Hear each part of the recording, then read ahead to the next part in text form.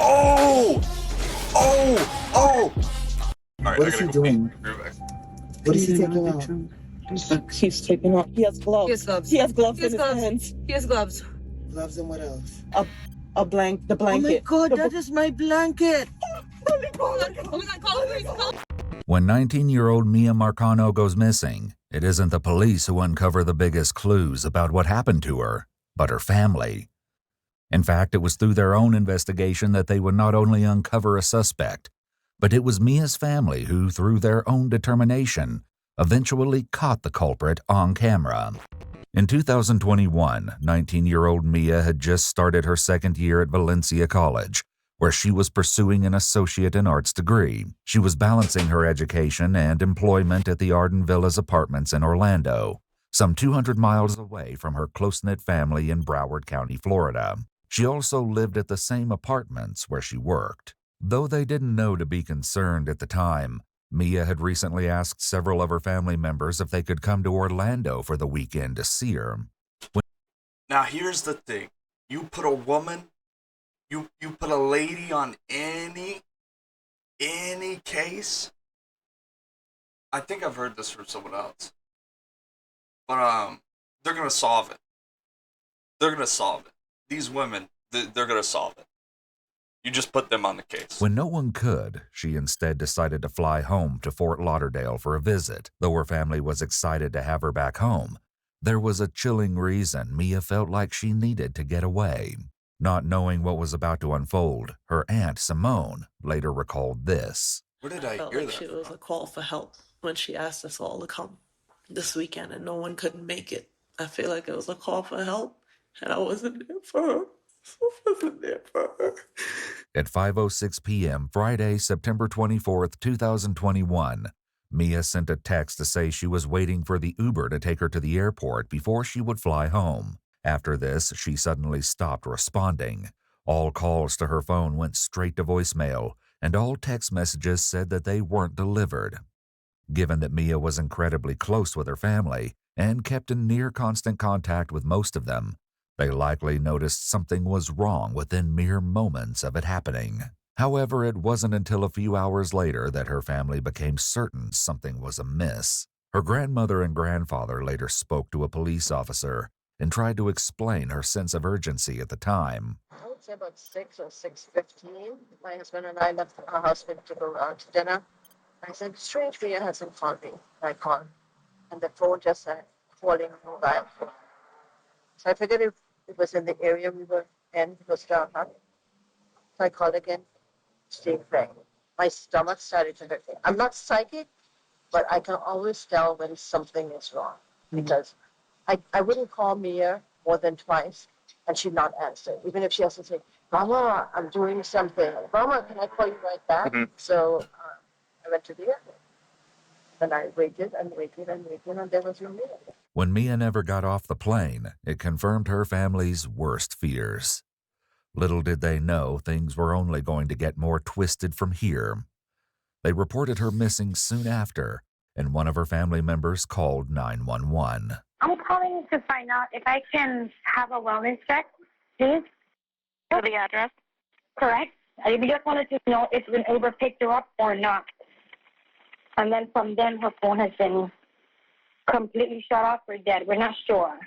We had a friend go over, but Well, they're so smart to ask for a wellness check like that. They really are. It's very smart to do. they're knocking the door. Nobody's answering. I just want to make sure Because that they're not waiting. They're not waiting the standard, like, big 24-hour time to report someone is missing, right? They're just go ahead and doing a wellness check, and then, oh, she's not there. Well, they can already get it in the database that she's not where she's supposed to be, or they don't know, or whatever. not there.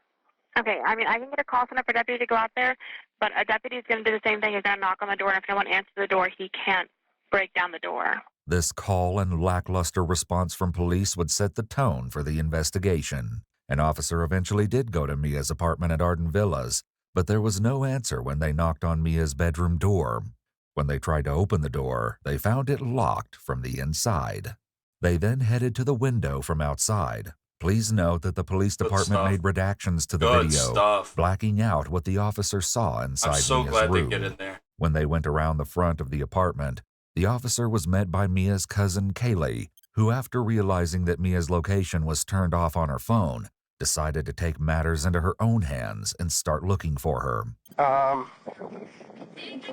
No, she's definitely not in there. But, she's not in there? No.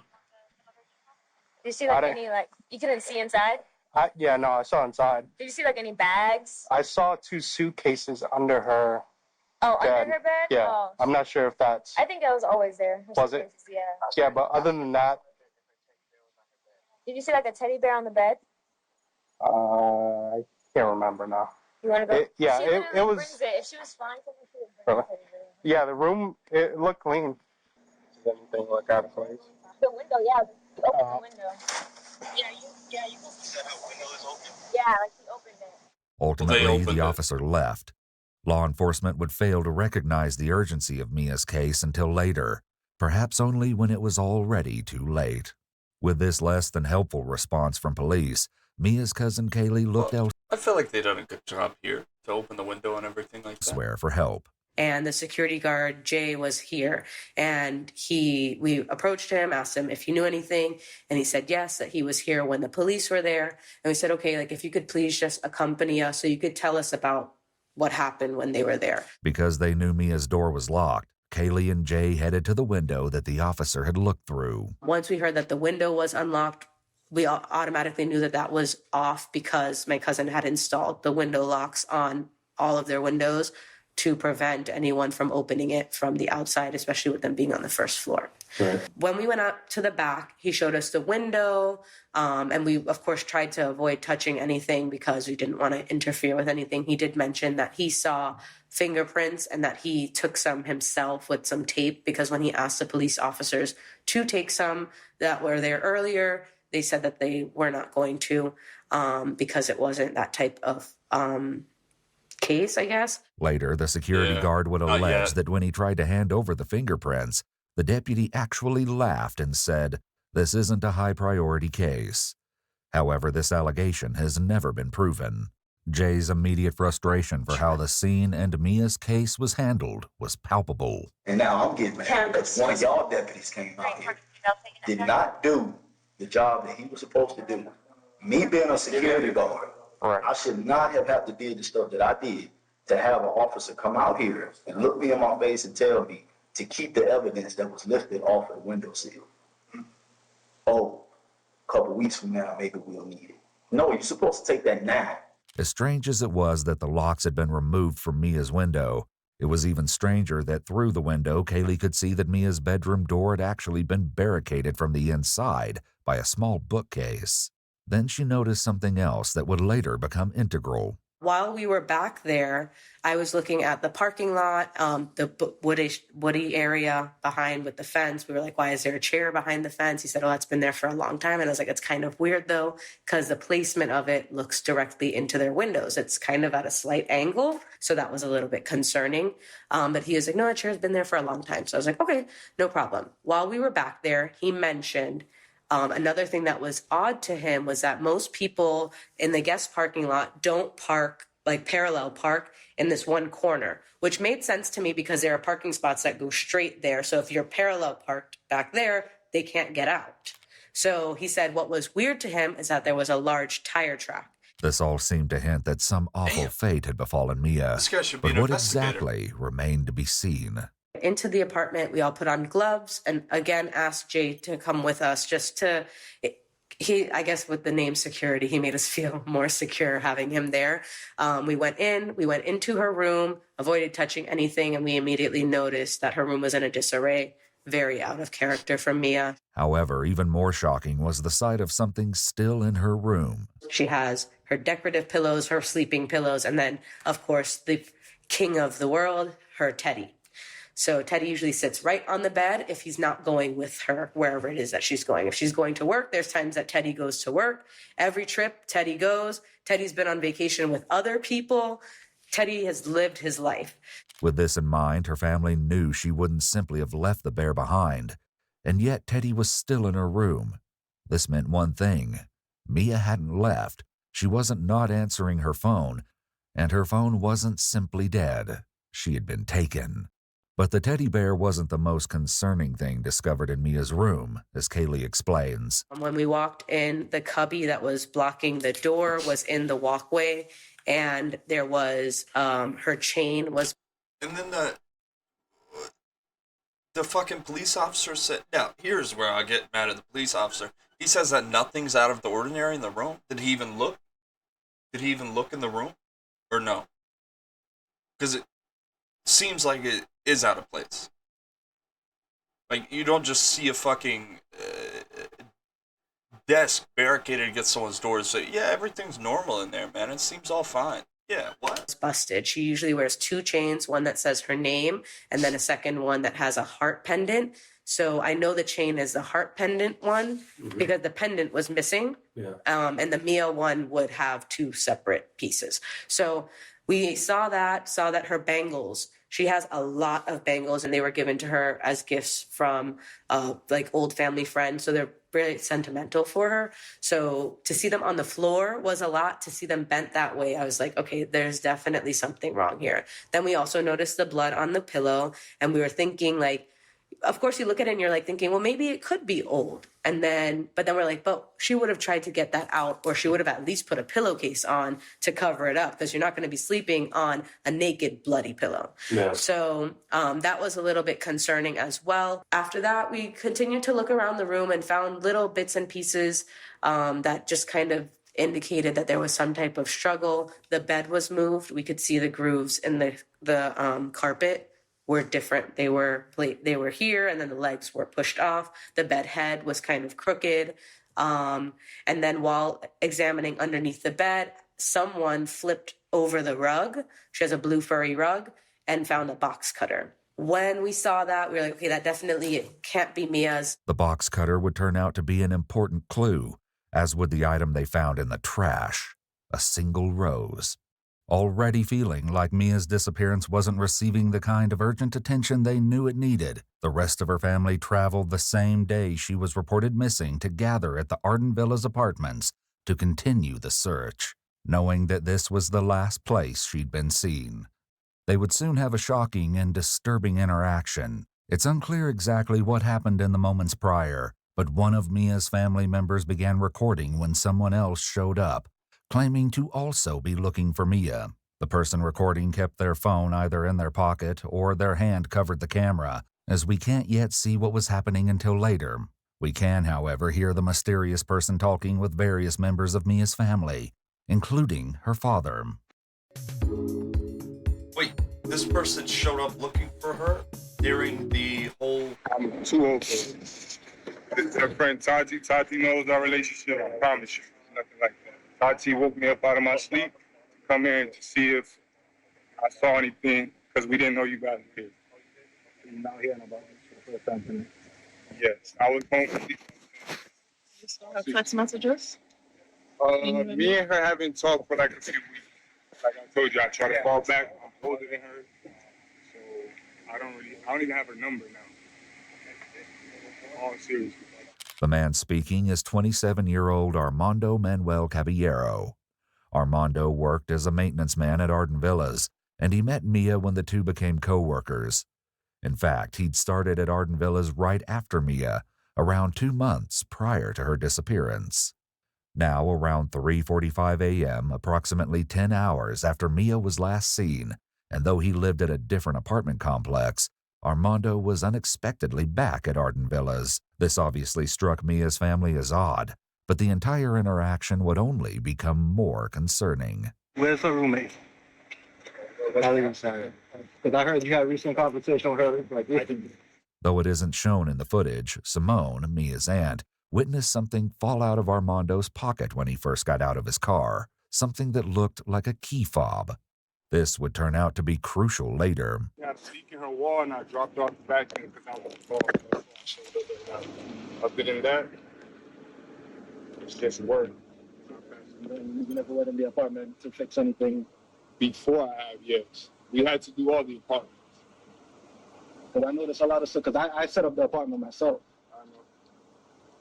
friend, and I set up certain And things. I seen you move. Yeah, and I seen you Yeah. already too. I seen you be Trust me, bro. I got all good vibes. I'm not like that. Nah, but I wouldn't even came out here. Yeah, but from what I'm hearing, I didn't hear nothing good about you yet. Really? I promise you. What Armando didn't know was that because Mia was so close to her family, they immediately recognized him as someone she'd told them about. And because of what she told them, they were likely suspicious when he showed up at Arden Villas. You're sending her text messages and like that, like trying to tell her, express your feelings for her. As a regular thing, when the property was... How is it a regular thing if you just said that you're older than her? Why is it a regular thing if you're expressing your feelings to her? Why is that? How is that a regular thing? Why'd you cash out for that amount of money? She said she had to help you. She had to help me? My daughter would never tell you that. On my soul, she told me that. She would never tell you that. On my soul, she said that.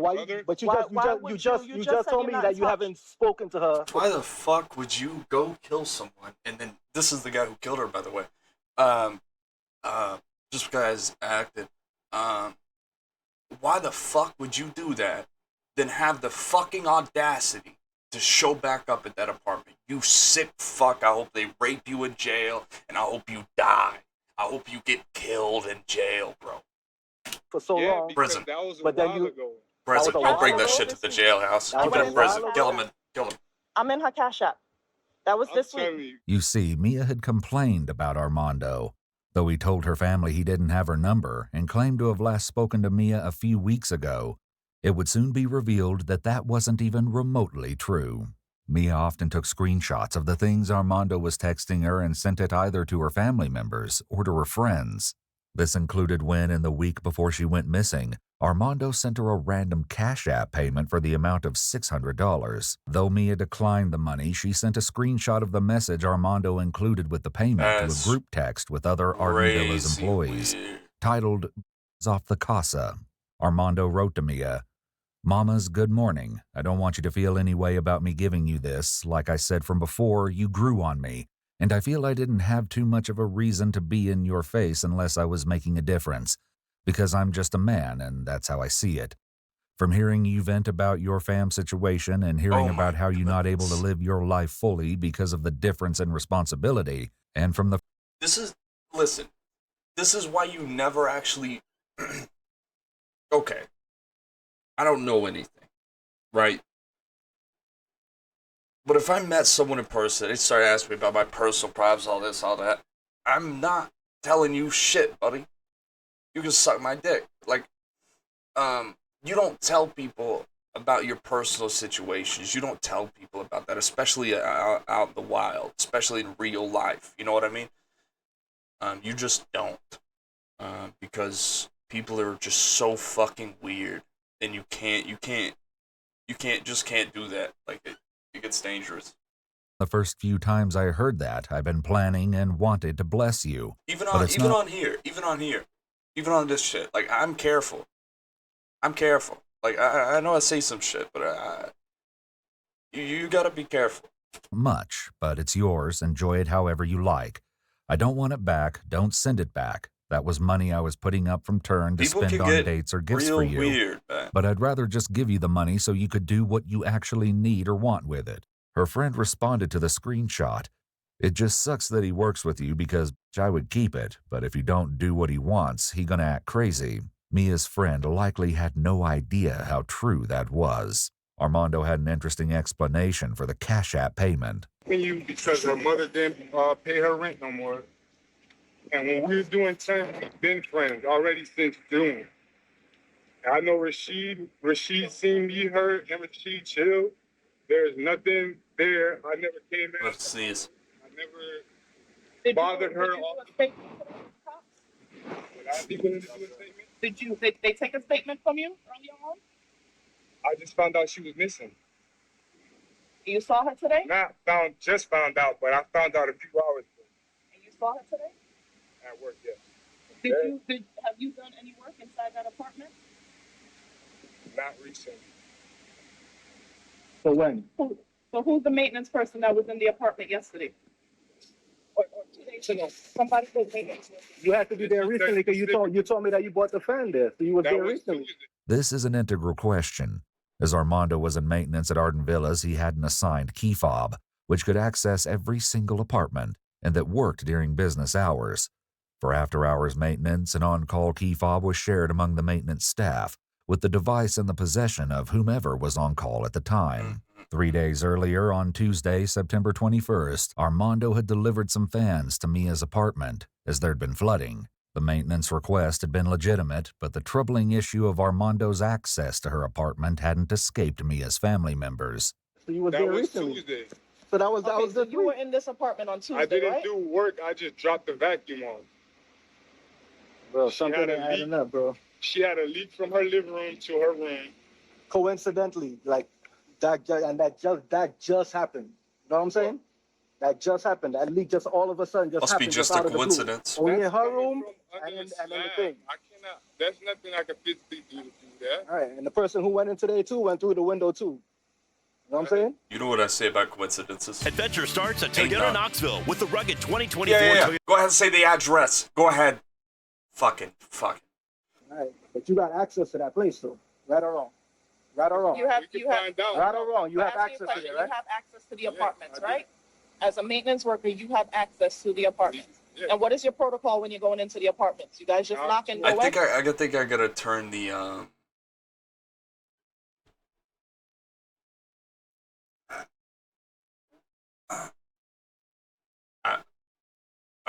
I think I gotta turn the yeah, I gotta go to the bathroom. We knock 2 or 3 times. We wait. Nobody answers. We open the door. We knock again. We stab the door. We wait. Nobody answers. Then we enter the apartment. As police would soon find out, Armando isn't telling the truth here.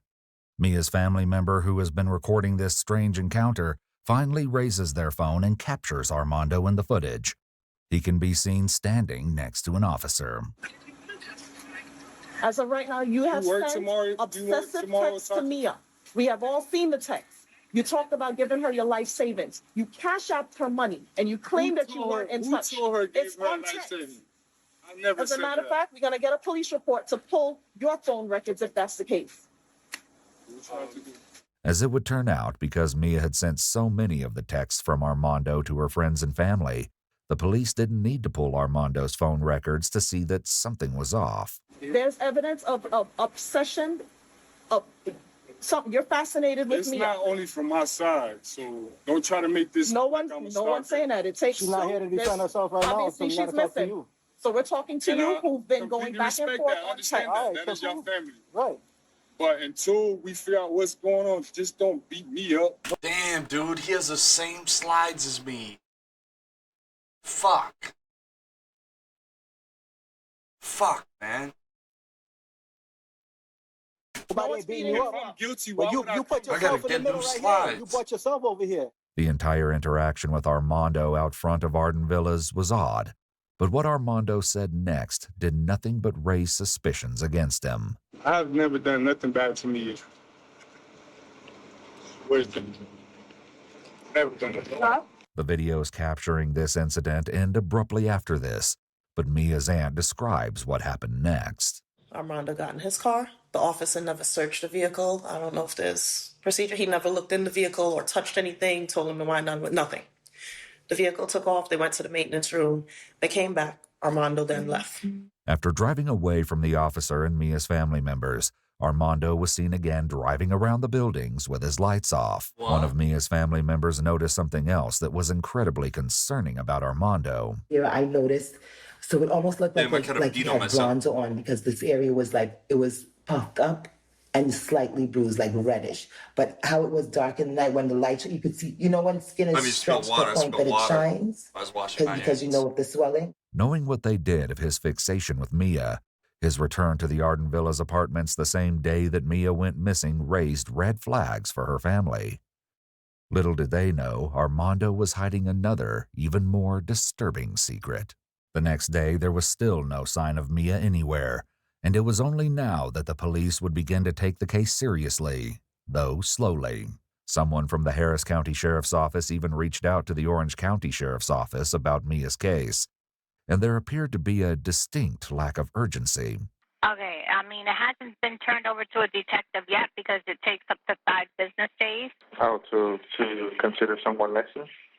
No, I mean, there is a case number already attached to this, and there is a case. I'm just saying that they don't have it assigned to somebody. But that does, if we make contact with her and we run her name, we know she'll be missing because she's in the system as missing. So who normally has? So you have a missing persons division? This is considered a missing person, and they're not open today. They'll be open on Monday. As investigators finally started to look deeper into the case. How are you now? I'm not discouraging what anyone does as a job or whatever, but how the fuck are you like someone who's a hero or is supposed to be a hero and you take days off? Like, I'm sorry, I just don't agree with that. I don't agree with you guys get Saturday, Fridays through Mondays. No, fuck that. You don't. You chose this. You're gonna go help people. If you don't want to help people, you shouldn't be in the job.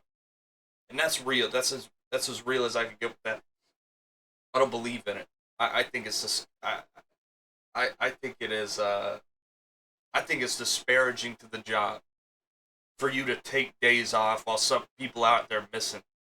I don't believe in it.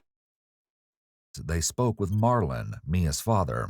So my theory as to what happened is that she was in the bathroom, or maybe she was now getting home. Either she was in the bathroom or she was now getting home, and the person was under the bed. Okay. The person was under the bed. That's where they had the box cutter and everything. Mm-hmm. And either when she came in, they startled her, or when she was coming out of the bathroom. You understand? The person who we suspect is somebody who works here. Mm-hmm. I heard about it. Okay. Her family also gathered again, this time inside Arden Villas. Police officers came and they said they weren't going to do anything but file a missing person report. She's an adult. They can't do an Amber Alert because she's over 18. But according to that officer, this is a typical college room that doesn't seem to look obstructed or tampered with. He said they weren't going to do much until a couple days pass. If we have the ability to notify everyone that someone's missing, why do we not do it for certain age groups? Now, I could understand that certain age groups are missing more often. Whether that means they're leaving with someone else or whatever, and they're in their own right to do that. So I understand that point. The Amber Alert came from a girl who was missing. And that was her name, right? And maybe they didn't find her, or maybe they found her through something, but they came up with this system that anyone under 18 is going to be broadcasted on people's cell phones, telephones, TVs, right? I'm pretty sure it was TVs at one point that would have it come across.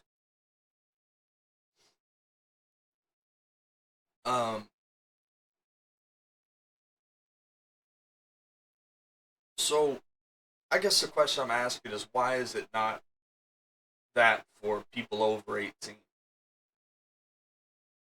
And I understand one answer, which would be that, well, they're over 18, they have the ability to do what they want, and it's not up to someone else who always know where they are, unlike it is when you're under 18, right?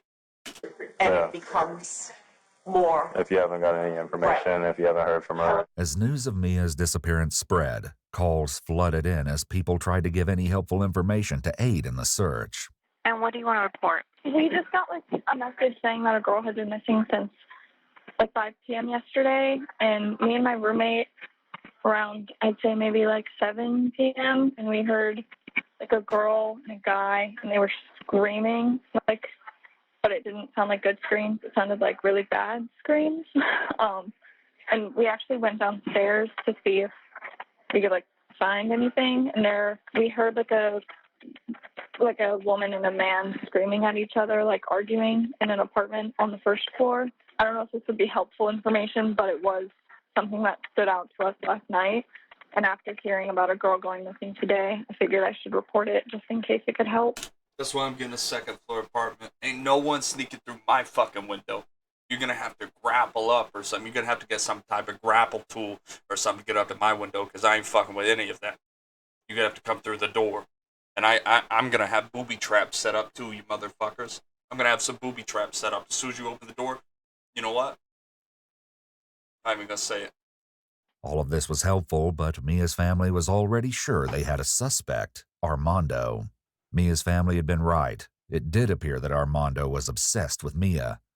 In one screen-recorded video, it can be seen that Armando was sending her long, multiple messages. Part of these messages say, quote, "You drew back, which I understand, because you a woman and you don't know me that well, so you need your boundaries. I know I come off strong and crazy." After screen-recording the messages, Mia sent the video to a group chat, writing, "When does it stop?" The issue of Armando's text messages would come up again and again as police began interviewing her friends. And Jasmine, can you tell me what happened in a group chat between you, Mia, and the other individual? Yes. So basically, we have a group chat where we talk. Wait a minute, is that how people hang their clothes up? Do they go like that and put it on the hanger like that? Like with going this way? I go doing this way. I do it in the... So the bar... Look. So here it's like this, right?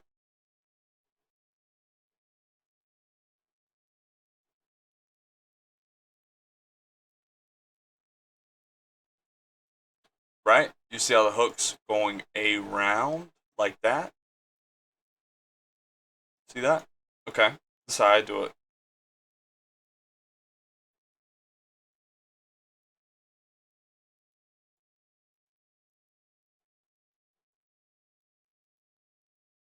I just wanted to draw.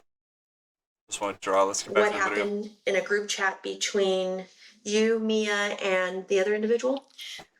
Yes. So basically, we have a group chat where we talk about like normal things that are happening. But in this chat, there's just been multiple times where Mia like will send over screenshots like we do of like people that we're talking to or just things like that.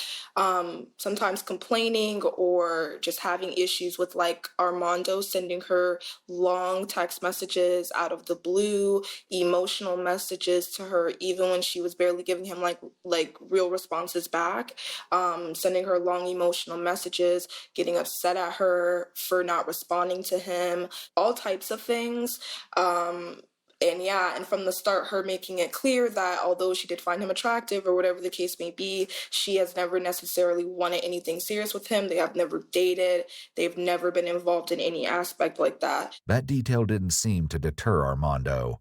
In one text to her friends, Mia wrote, "Then if I don't respond, we know he getting the paragraphs ready." I always found it weird with that because I'm like, she's young, like she's 19, she's a freshman. I always found him to be weird because I'm like, this girl is like a young girl. She's not trying to be tied down with you, like, you know? And she made that very clear to him. So that's just the thing for me. Did they ever have any altercations with each other or any kind of fights? Yeah. They never had any fights. He was very much a like messagey type of person. Like I never had any situations in regards to like her telling me like, oh, they got into like actual altercation. She did tell me that recently he tried to like make us not a scene, but like be petty towards her at work. He said it in a way like it was drawing attention because people were kind of like, dang, like why'd you say it like that towards her or whatever. And she was like, in the chat we were talking about like that's crazy that he's trying to like show out and call you a weirdo and stuff when he's the one that sends you long dramatic text messages every single day. Mia sent a text to the group chat saying, "Y'all, I'm confused," and a screenshot of a message Armando sent her saying, "I don't got any more patience with you. You honestly showed me the type of person you are. Like you said, people fall for your looks. Well, I seen the type of person you are. I don't got the energy or the fakeness to tolerate giving myself to you even as a friend. We two different kind of people." Armando also texted me a quote, "Just leave me alone if you don't have no intent to show any significance in my life." So Tuesday would have been the 21st. So The September 21st. 21st was the last And can you tell me what that message said? Yes, so we were talking like normal. She said, I saw Armando just now. He had to bring me the blower, and he was like, I think I cleared my mind enough and I'm ready to follow you back on Instagram. Because, like I said, he would get overly emotional and obsessive over her. So, like, if she was posting and doing things and not talking to him, he would get upset and send her messages about that. So then she sent a screenshot after he left of what he said, and he basically said, everything else burnt out, but respectfully, I can't lie. I would have loved to taste you or see how it was at least once. And she said, y'all help me, what the F? Like, asking what she should say to that. You gotta And I was block like, him, girl. what do you say to that when it's coming from a crazy person? You gotta And she said, no, for real. I'm like, whoa. And I said, I would be like, let's keep it cute, friend, because I... Listen, I'm a crazy person. I'll tell you right now what you do. Just quit talking to him. Just quit talking to him that easy, and they quit fucking with you. Like, it's not... That's what you do with any kind of situation that happens like that. You're just like, oh, that's wild. And then you quit talking to him.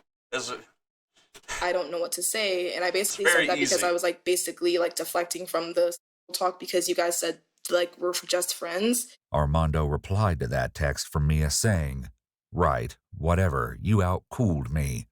I really didn't take no L. Why you trying to be so cool? I get it, it's over. I knew it was you making it seem like I'm making a mistake. So all the way through, I'ma let it go, just holler at you at work, bucko. But it seemed that Armando didn't take her rejection well. Mia's friend Rashid shared a similar story. He started sending her, like, not, like, just, like, paragraphs. It was, I could swipe and read it. And it was so much to read that I was like, dang, like, I didn't obviously read through all of it, but she would show me, like, some of the stuff she was saying in some of the paragraphs and, how, like, and I was telling her, like, he's crazy. Should have got a gun. And he was buying her all this stuff. He was giving her stuff, like every week. He got her, like, these flowers that were in her room, the blue flowers. Because she had, I guess he overheard, like, a conversation that she wanted him or something, or saw on her phone or something. In another screenshot Mia shared, Armando wrote to her, and you ain't showed one concern of even giving me the opportunity to gain ground with you. If anything, every time I felt like I got closer to you the next day or the next hour, you acting colder. This ain't the grounds to the beginning of something good. I haven't been nothing but frustrated and confused the majority of the time. Mia wrote back, yo, I spoke to yesterday perfectly fine, then I went out like, damn, why do you always have to act like this? Like, can you just chill? Armando texted back. If I have no reason to act like this, then you tell me one situation where you did any gesture to validate me, small or big, to make me feel special. A bagel, a lunch, a real compliment. At least a real statement of what you think about me, because I'm really starting to think you cold-hearted. Armando's obsessive behavior wasn't just over texting, as Rashid explains. One day I opened up my apartment when Mia was staying there, and he was outside doing something. And I remember it because I opened the door to open the door for her, and I was going to lock it behind her, and he was there. And she was like, oh, hey. He was outside my apartment. Just standing there? Now, he was working on something, but, like, it just progressively got weirder and weirder and whatever. After, like, time started passing and she started seeing, like, who he really was and stuff, she told me, like, she was kind of nervous that he had the keys to her apartment.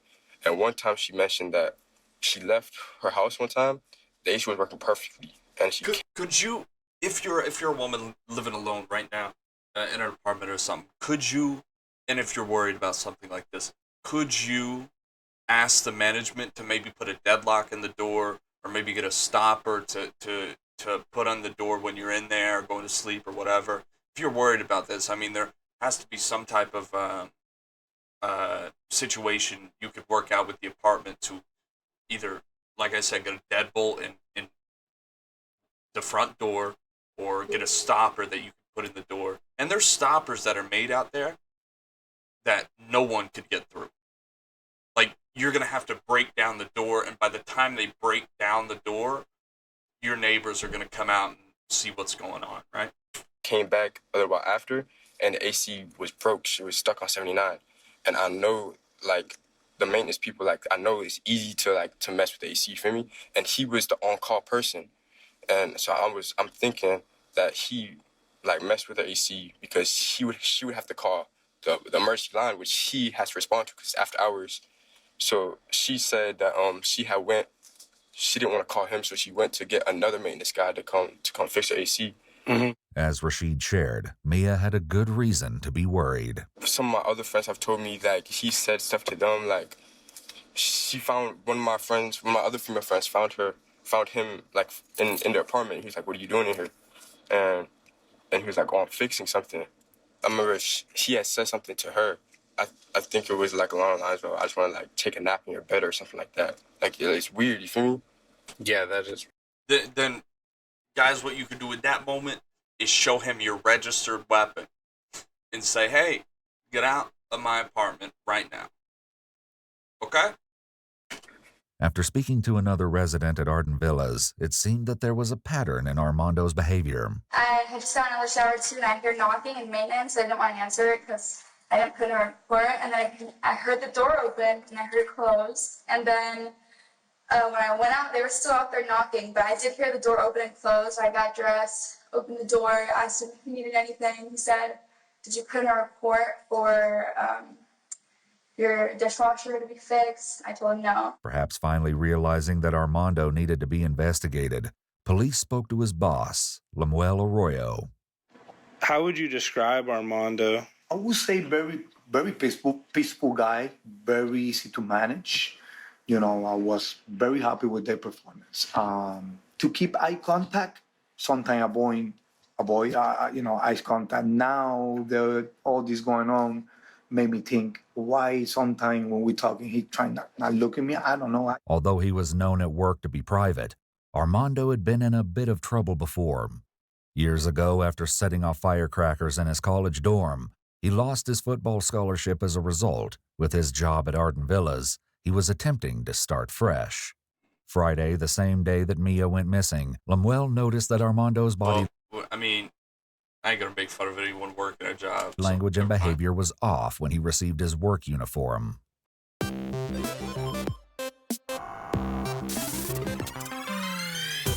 But then when he left, But what a place to start fresh at. You know, am I right? I mean, Arden Villas, we're gonna start fresh at the apartment. Guys, I lost my football scholarship. I've been looking at this apartment job where I can work on people's ACs for the rest of my life. And you know what? I think that's my calling. I really do. Yep.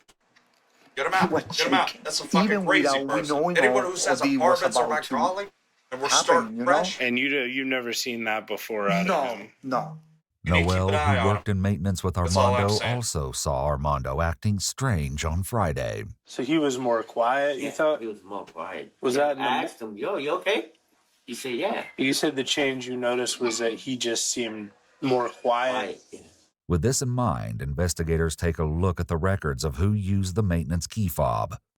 While the officer only turns on the audio of her body cam a few seconds before the following footage begins, it appears they're talking about Armando. My biggest concern is he has right now a fob that can get him access to every apartment because he's on call. So I was going to have one of my employees just erase the fob, but the only way to do it is to literally go to each and every apartment door with a cancel key. Because unless we have the physical fob, we can't just erase it. You have to go to each individual lock and do what's called an interrogation report, and then load that to the computer, and it gives you the lock history of everything. The worker from Arden Villas eventually gets the report on the lock history for Mia's apartment.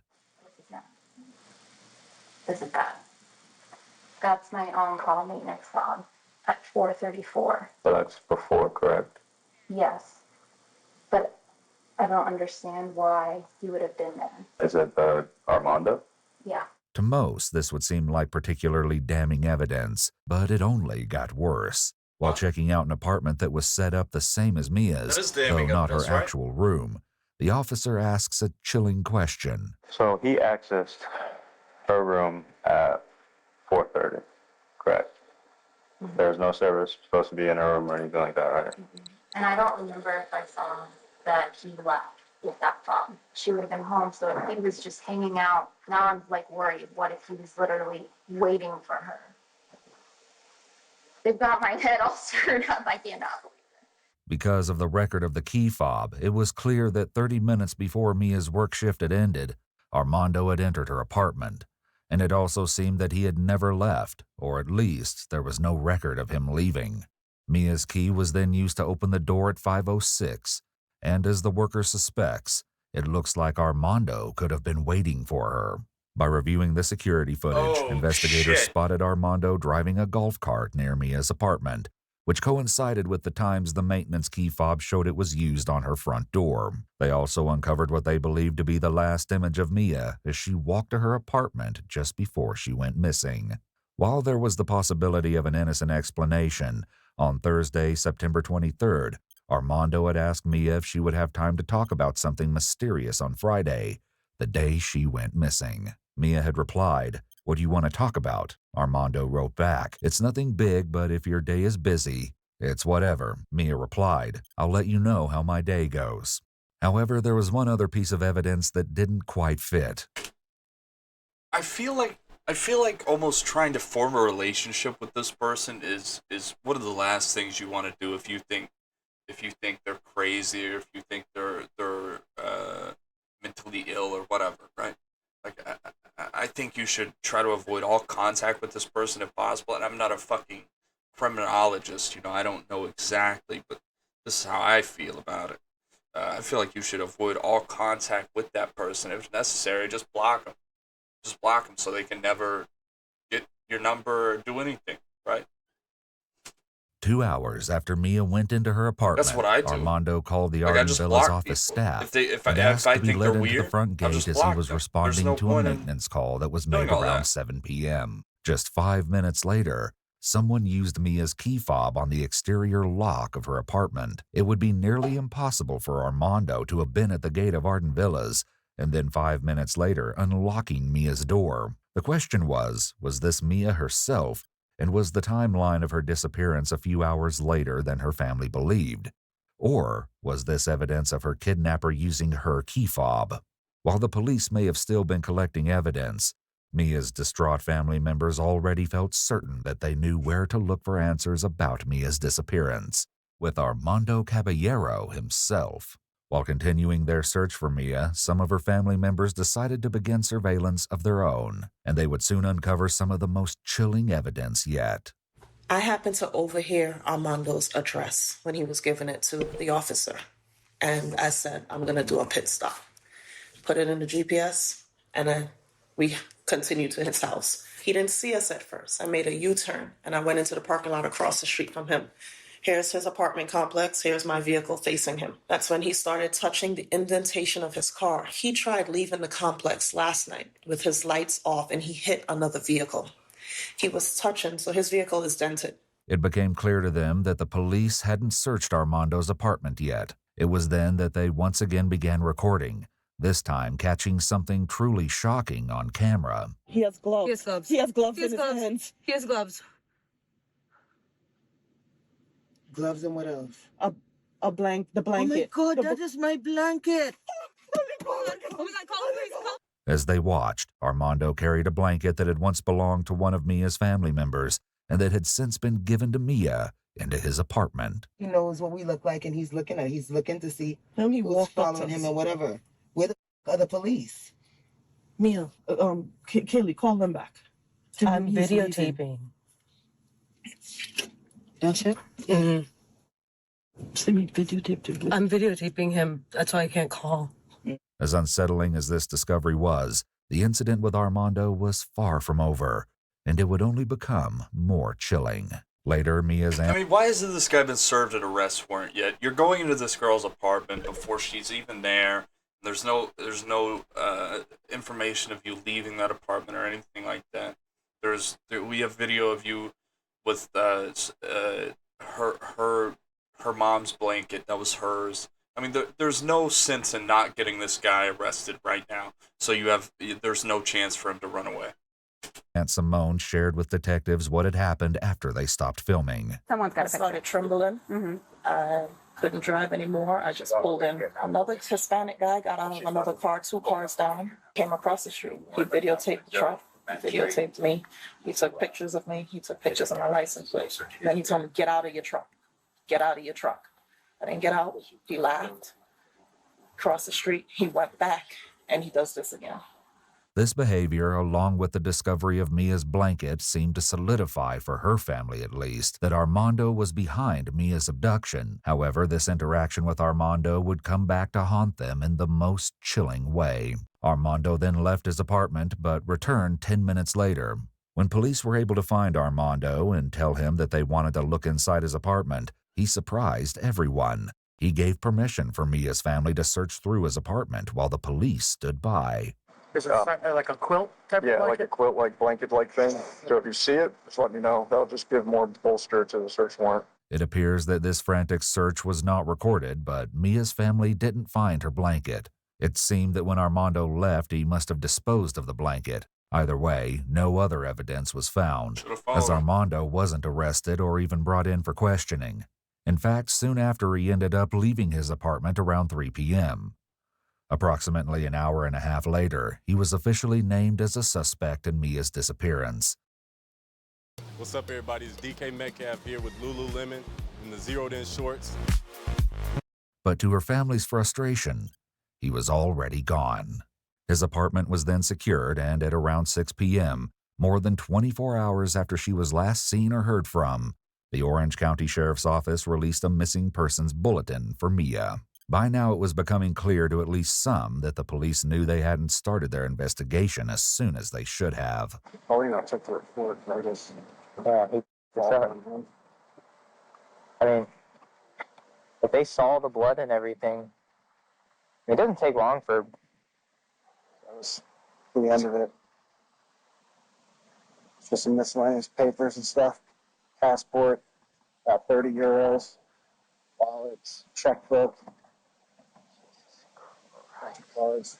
It was around this time that calls began flooding into the police department, but not to aid in the search for Mia, but rather because Armando's friends were calling to complain about Mia's family and their investigation. Yesterday, they pulled up to my house. I don't know if they were following my friend Armando, because my friend Armando, supposedly he was talking to the girl that's missing. I had no idea what was going on. I came to my house, and then some fat bald guy came to my house. He was yelling at my friend, "Oh, you kidnapped my daughter! You kidnapped my daughter!" I'm like, I don't really know what the is going on. I literally just came from my girlfriend's house. What's going on? I'm confused. He was, "Oh, my daughter's missing. He kidnapped my daughter." And I'm like, I don't understand what's going on. I'm like, I'm so confused. And then they just came to my house. They were at my house and just arguing. I'm completely lost now. But even Armando's friends had questioned him about his possible involvement in Mia's disappearance. Yeah. And I was trying to ask him, like, yo, you sure you didn't do anything? And my mom was on the phone too. My mom was like, yo, you sure you didn't do anything? Are you 100% sure? And I was trying to make sure, because that's someone's child that's missing. Yeah. I was like, yo, you sure you didn't do anything? He was like, nah, I didn't do anything. And my mom prayed for him on the phone. My mom said, if you didn't do anything, God will protect you. And if you did something, you will reap what you sow. Along with looking for Mia, law enforcement continued to search for the now missing Armando. Based on him using the maintenance key fob to enter Mia's apartment a half hour before she returned home from her shift, the search escalated when an even more disturbing piece of information was revealed. Jessica Decker, a manager at Arden Villas, had found something strange. Then the other thing that concerned me was there was an on-call message last night at around 7:01, and the message said, "This is Tristan Thompson. It's on the first floor. It's just on the opposite side of the apartment." Yeah. And it said the AC was out. Okay. It's a female unit, and an officer went over there the evening and knocked on the door, and they didn't call emergency maintenance. Okay. And that concerns me because of the timing of the last fob reading, which was 7:16, where her fob was used, but nothing was locked. So we got that on call at 7:01. Mm-hmm. He called my leasing manager at 7:11, saying that the gate wasn't letting people in, and she had to talk him through how to manually turn it off. It was now clear that the fake maintenance call had actually been made by Armando, and the call he made at 7:11 p.m. to the office staff to open the gate on the night of Mia's disappearance had been his attempt to establish an alibi. Police also suspected that since he was probably not actually at the gate... Yo, imagine establishing an alibi like 500 feet away from where the disappearance happened. Imagine how fucking stupid you have to be to try to do that. He was the one to use Mia's key fob just 5 minutes later. A press conference was scheduled for 1 p.m. on Monday, September 27th, But that planned media briefing was postponed when a shocking discovery was made. Armando had finally been found, but it wasn't the result anyone was hoping for. His body was discovered in an apartment complex in Seminole County. I felt so defeated, like, this was the person we wanted to talk to, to find out, like, just say something, you know what I mean? Like, Nothing in Armando's interactions with Mia's family had given any suggestion of his intention to escape justice in this way. he was way too confident in how he was. He did not come across as discombobulated at all. He came across more like frustrated that we were bothering him. Yeah, maybe the case. You understand what I'm saying? Despite this shocking development, there was still no sign of Mia. Getting dark again. Mm-hmm. You know what I mean? It's a little Lake. girl, and she's out there by herself. Water. You know what I mean? I agree. We don't know where she is. I know. We don't know if he's done something to her. We have to find this time, Lord. We are trying. Tragically, just over 1 week after she went missing, Mia's body was found. On Saturday, October 2nd, 5 days after Armando was found dead, Mia's body was discovered in a wooded area behind timber-scan condos in Orange County. She was found with her red purse and wallet, wearing jeans, a bra, and a robe, and a necklace with her name. Her body was mostly skeletonized and bound with black tape around her wrists, ankles, and across her mouth. Due to the state of her remains, a cause of death couldn't be determined. However, there seemed no doubt as to Armando's guilt. Mia's blood and hair was eventually found among some of Armando's belongings. According to Orange County Sheriff John Mina, "We're not looking for any other people. We believe pretty conclusively that Armando Caballero is responsible for this crime, and there's not any other person or persons that we're looking for in this case." Given the evidence, including the broken jewelry found in her room, along with bloodstains, police speculate that when Mia entered her apartment, Armando attacked her, and a struggle ensued.